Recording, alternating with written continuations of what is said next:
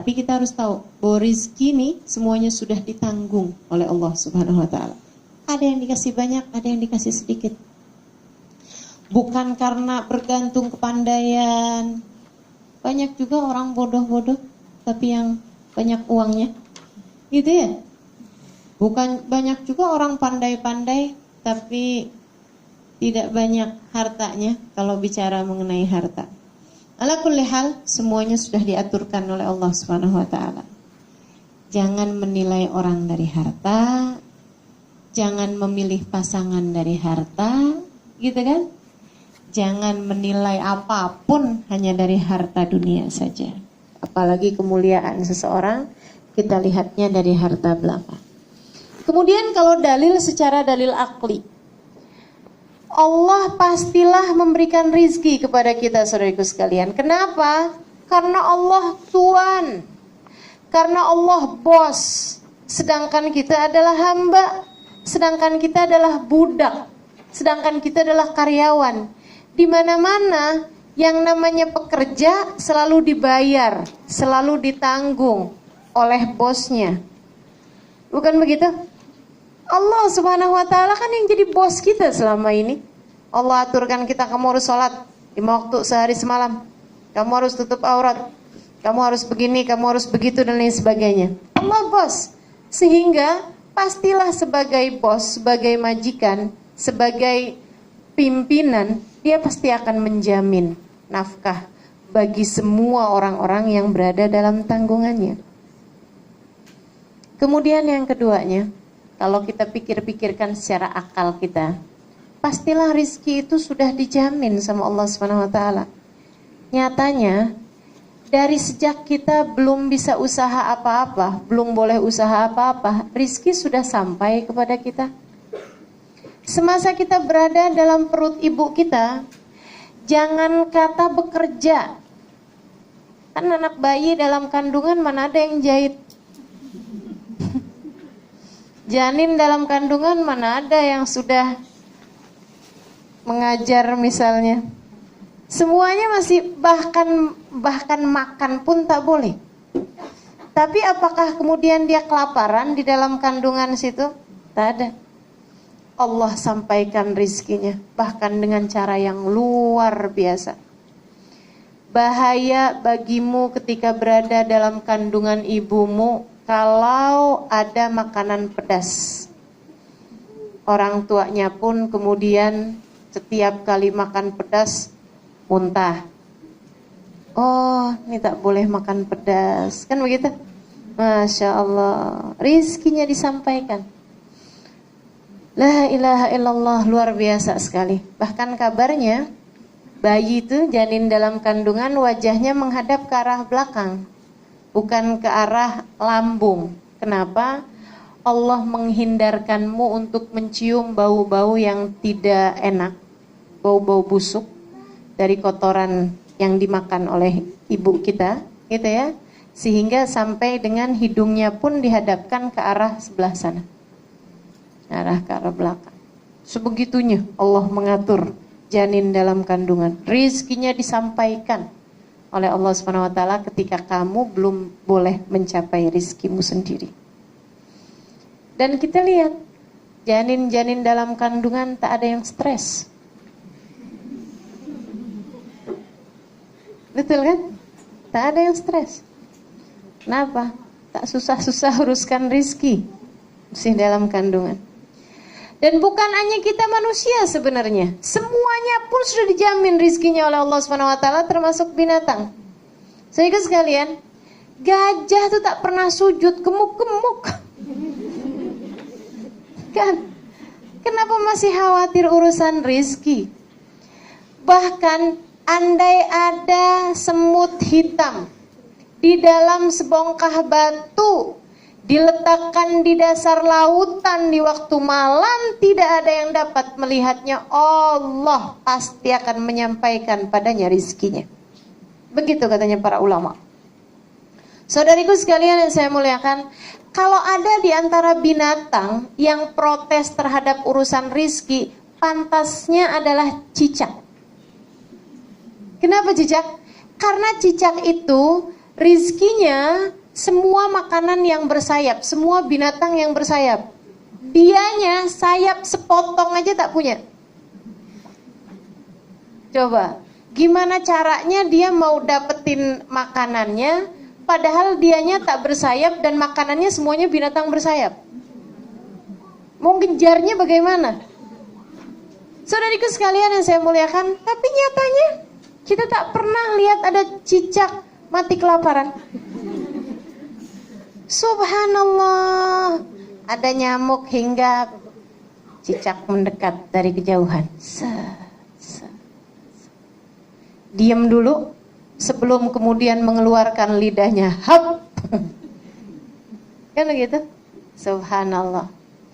Cicak aja dikasih rizki sama Allah Subhanahu wa taala. Masa kita manusia tidak? Gitu. Jadi kalau kemudian ada orang yang kalau kita tidak ini, kita tidak akan bisa makan, kita tidak akan bisa hidup, tidak akan bisa. Itu omongan orang dari mana itu? Dari yang tidak mengenal Allah Subhanahu wa taala. Kita hamba-hamba Allah Subhanahu wa taala tidak pernah ragu-ragu urusan rizki. Saudara sekalian, tahu apa yang akan kita makan esok hari? Kita tidak tahu. Siapa yang tahu? Allah Subhanahu wa taala. Dan kalau kita pikir-pikir, antara kita datang kepada rizki dengan rizki datang kepada kita jauh lebih panjang masanya rizki datang kepada kita. Saya setiap pagi minum kopi. Saya kalau mau buat kopi hanya perlu pergi ke dapur, jerang air, didihkan air panas, kemudian tuang kopi, tuang gula, kemudian tuang air panas. Kemudian tak sampai 5 menit saya pun sudah menikmati segelas kopi hangat di meja makan. Bukan begitu? Tak sampai 5 menit, saudariku sekalian yang saya muliakan. Tapi sekarang coba bayangkan berapa lama kopi tersebut sampai kepada saya. Sebelum di rumah saya, kopinya berapa lama di kedai. Ini baru bicara kopi, belum bicara gula. Gitu ya, baru bicara kopi nih. Sebelum di kedai itu, berapa lama dianya ada di pabrik. Sebelum di pabrik tuh berapa lama dianya ada di ladang. Subhanallah. Siapa yang kemudian menjadikannya tumbuh di atas muka bumi? Kemudian diambil berapa lama, berapa tangan yang diperlukan, berapa masa, berapa proses yang didatangkan sampai kemudian terhidang di meja makan saya. Saudariku sekalian yang saya muliakan, saya hanya perlu 5 menit kepada rizki tersebut, akan tapi rizki itu sampai kepada saya memerlukan waktu bahkan bertahun-tahun lamanya. Maka sebenarnya bukan kita datang kepada rizki, tapi rizki yang datang kepada kita. Begitu masalahnya. Hanya keraguan-raguan di hati kita yang terus-terusan kita pelihara. Karenanya teman-teman saudara sekalian, jangan ragu-ragu. Jangan ragu-ragu. Hilangkan segala keraguanmu. Rizki Allah yang bagi. Rizki Allah yang bagi. Rizki Allah yang bagi. Udah selesai, rizki diatur oleh Allah Subhanahu wa ta'ala. Kita hanya perlu menjalankan yang belum dijanjikan oleh Allah, yaitu ketaatan perintah Allah Subhanahu wa ta'ala. Itu yang harus kita jalankan. Urusan rizki sudah selesai. Jadi semuanya adalah ketetapan dari Allah Subhanahu wa ta'ala, termasuk urusan jodoh. Siapa bilang kalau pacaran kemudian menikah? Ibu-ibu yang udah punya suami, saya tanya, suamimu pacar pertamamu kah? Tak ada yang mau jawab.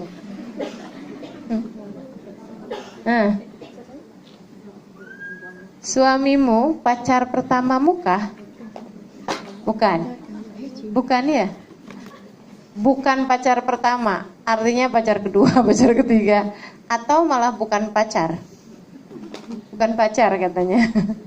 Ya, masing-masing ya, macam-macam. Tapi subhanallah, yang udah pacaran lama kemudian tak jadi menikah ada, yang udah siap-siap, bahkan udah sewa gedungnya, batal nikah, ada. Kan begitu? Semuanya adalah ketetapan Allah Subhanahu wa taala semuanya. Yang diperlukan terus bagaimana kalau sudah semuanya ketetapan dari Allah, kita diam aja gitu? Oh, bukan.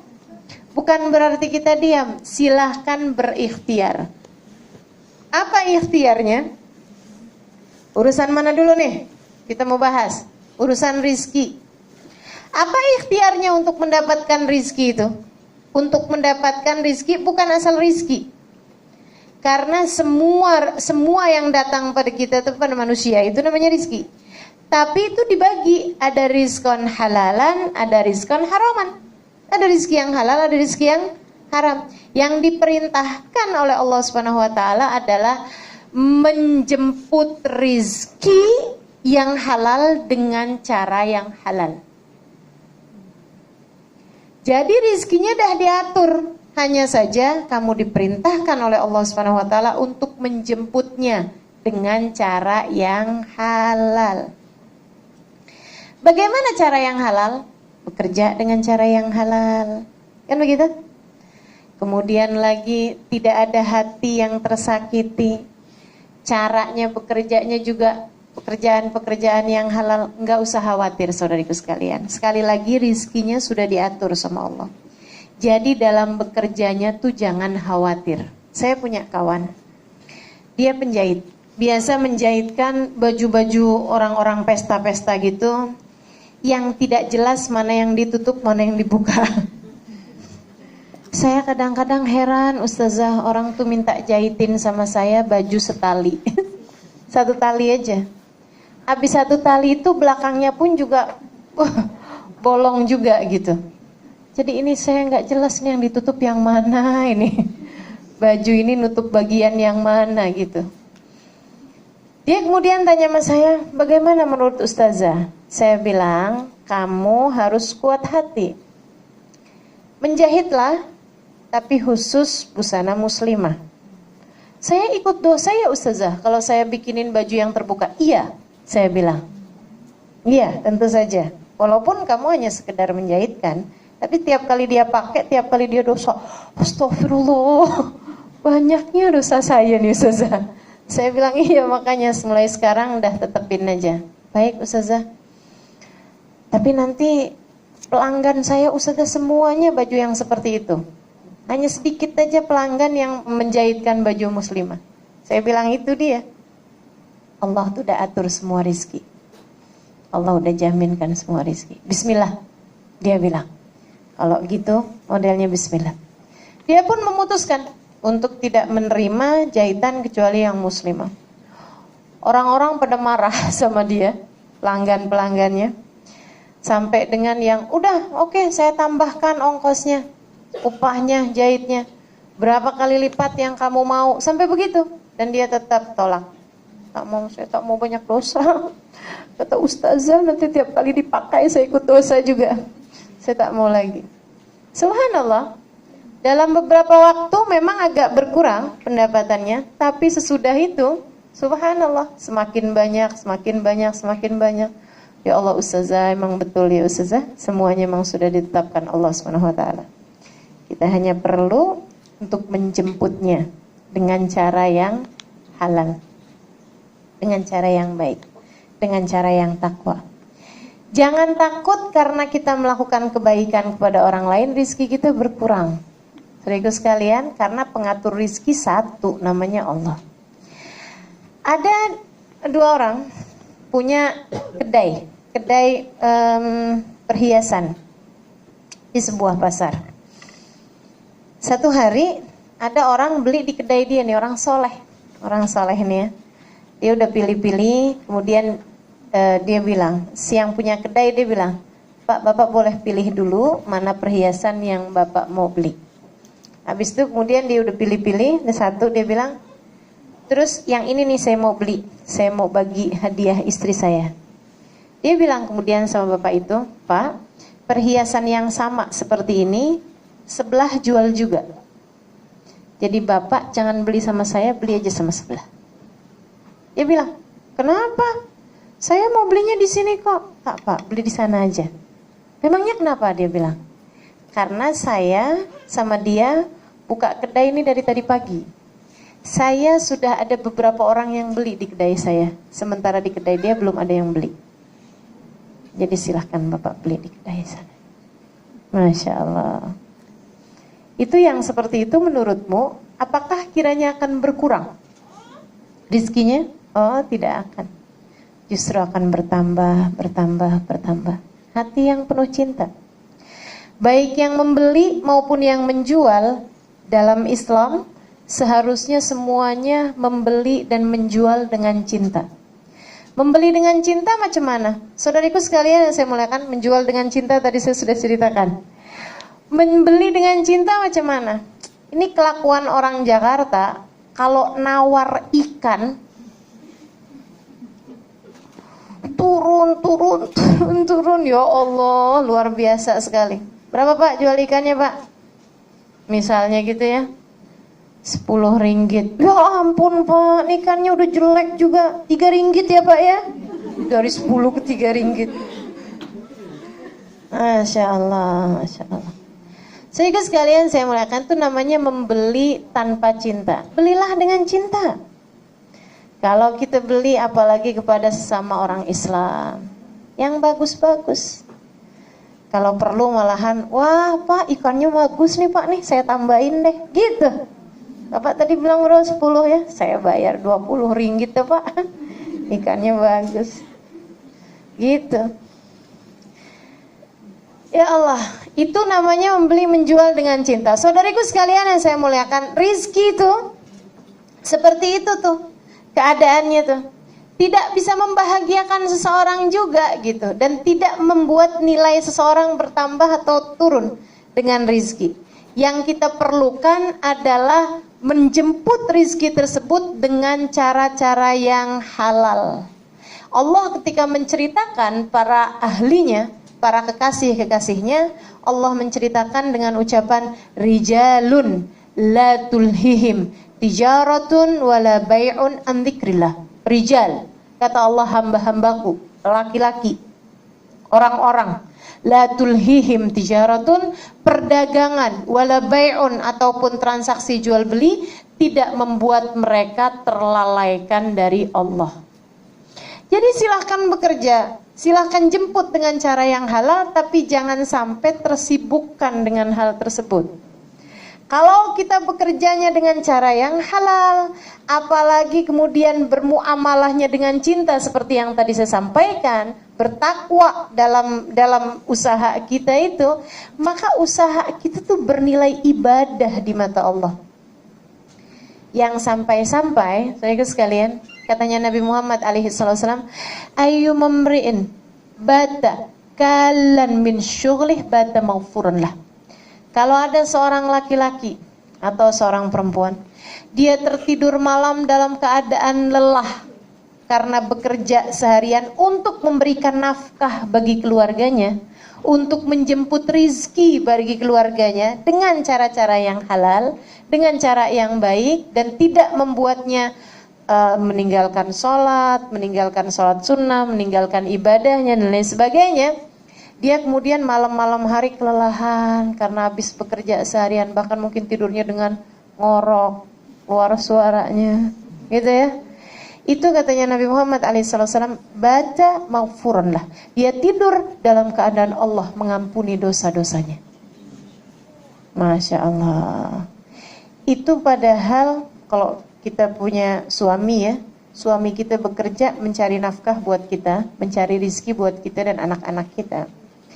Dia tidur dalam keadaan ngorok seperti itu, kita marah, kita kesel. Padahal dia bekerjanya buat kita.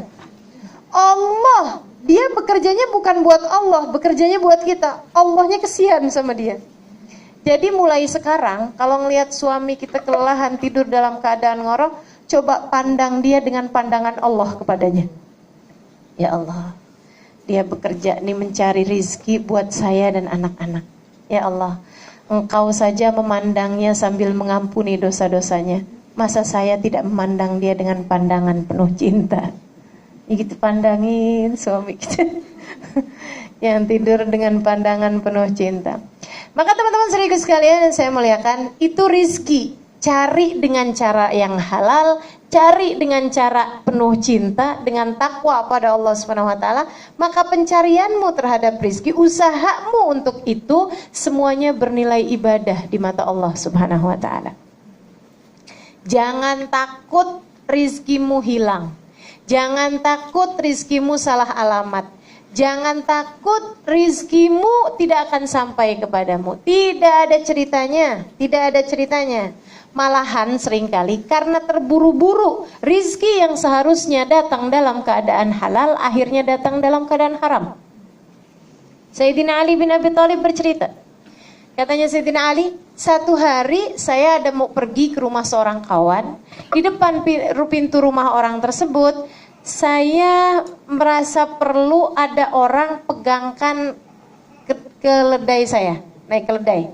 Kata Sayyidina Ali, saya cari-cari orang, ada seorang pemuda, saya bilang, tolong dong, pegangkan ini keledai saya mau ada jumpa dengan kawan, tak ada buat mengaitkan keledai. Dia bilang, oke, baik. Wahai Sayyidina Ali, saya pegangkan, saya jagakan keledaimu. Masuklah Sayyidina Ali, bual-bual, bincang-bincang sama orang rumah tersebut. Tengah-tengah bincang-bincang ada terpegang-pegang uang.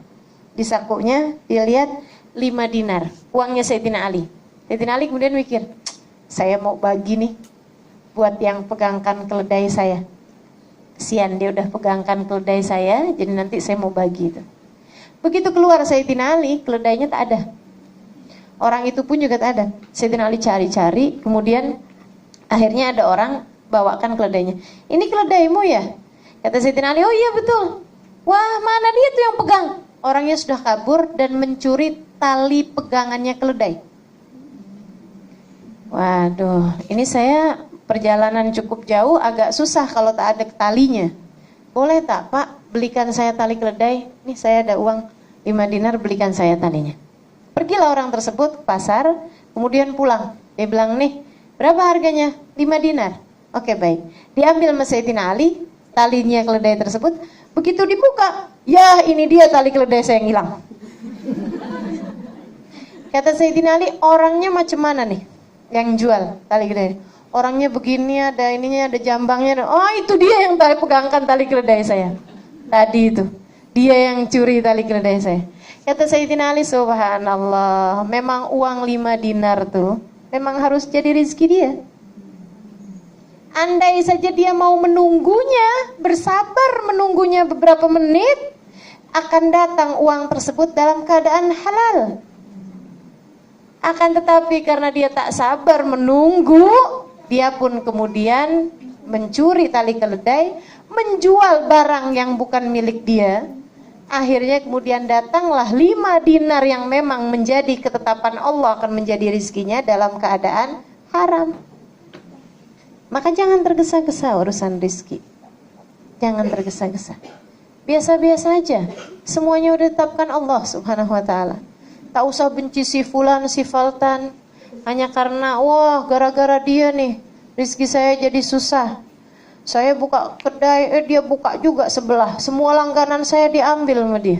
Rizki saya dicurinya. Tak ada rizki dicuri, tak ada. Tak ada rizki dicuri. Uang dicuri ya. Ya. Dompet hilang dicuri ya, rizki dicuri tak ada. Dia yang mengambil jatah rizkinya dia sendiri dengan dalam keadaan haram. Akan tetapi tak ada rizki dicuri. Yang harus jadi milik kita, yang akan jadi rizki kita pasti akan sampai kepada kita. Syi'na am abaina, mau atau tidak mau, pasti kita tidak akan mati teman-teman, kecuali setelah semua jatah rizki kita sampai kepada kita. Kecuali setelah semua jatah makanan kita habis termakan oleh kita. Tidak akan mati kita sebelum itu. Maka percayalah, urusan rizki sudah ada jaminannya. Kita hanya perlu mencarinya dalam keadaan halal. Dengan cara yang penuh takwa kepada Allah SWT.